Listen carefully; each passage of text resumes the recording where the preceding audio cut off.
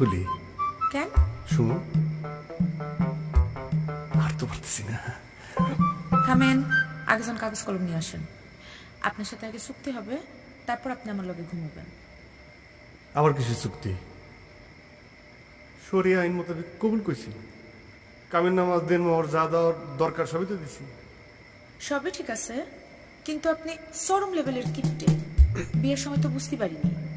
যান, কাগজ কলম নিয়ে আসেন, চুক্তি হবে, নাইলে আপনি আমার ধারে কাছেও আসতে পারবেন না। কাগজ কলম তো খুঁজে পাবো না, বাড়িতে নাই। ঠিক আছে, তাইলে আইসেন না। খুঁজলে পাবো।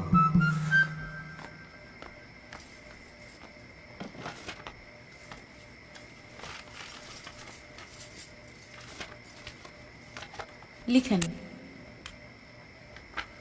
আমি ছাড়া আর কোনো মায়ের দিকে তাকাবেন না।